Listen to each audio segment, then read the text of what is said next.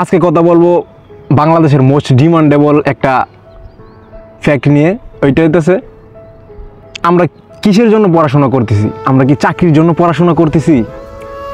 বাংলাদেশের 100 ছেলেমেয়েকে জিজ্ঞাসা করলে, যদি জিজ্ঞেস করি কিসের জন্য পড়াশোনা করতেছো, চাকরির জন্য পড়াশোনা করতেছি, 80% মানুষ বলবে।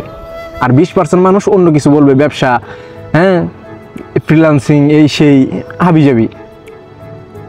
তো আমরা কি আসলে চাকরির জন্য পড়াশোনা করতেছি? আমরা সবাই মনে করতেছি যে চাকরিটাই একটা কিছু।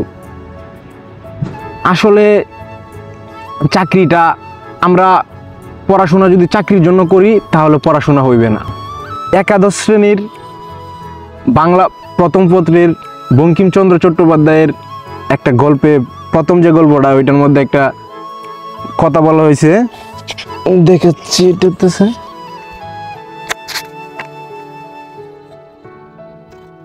বাংলার নব্য লেখক দিগের প্রতিনিবেদন লিখেছেন বঙ্কিমচন্দ্র চট্টোপাধ্যায়। লিখেছেন, যশের জন্য লিখবেন না। এই জায়গাতে আমি বলবো চাকরির জন্য পড়িবেন না, তাহা হইলে যশও হইবে না, তাহা হইলে চাকরিও হইবে না, লেখাও ভালো হইবে না, পড়াশোনাও ভালো হইবে না। লেখা ভালো হইলে যশ হইবে না, পড়াশোনা ভালো হইলে চাকরি হবে না।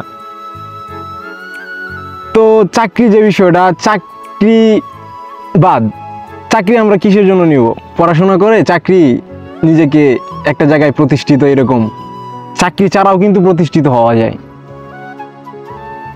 আর এই বিশ্বের মধ্যে যারা মানে অনেক বড় কিছু করছে, ওরা চাকরি করে কোনোদিন এইসব করতে পারতো না। আর চাকরি করে, চাকরি মানে কি? আপনি গভর্নমেন্ট জব করতেছেন, সরকারের চাকর, প্রাইভেট জব করতেছেন, কোনো সাধারণ বা কোনো মালিকের চাকর, হ্যাঁ, মানে আপনার কাছে এটা চাকরি, আর ওর কাছে আপনি ওর কর্মচারী। তো আপনি জীবনে এরকম কিছু করেন যাতে কইরা আপনি 5টা কর্মচারী কাটাইতে পারেন, আপনি 5 জন মানুষকে চাকরি দিতে পারেন। আমি কি বলছি বুঝতে পারছেন? তো আমরা পড়াশোনা জাস্ট জ্ঞানের জন্য।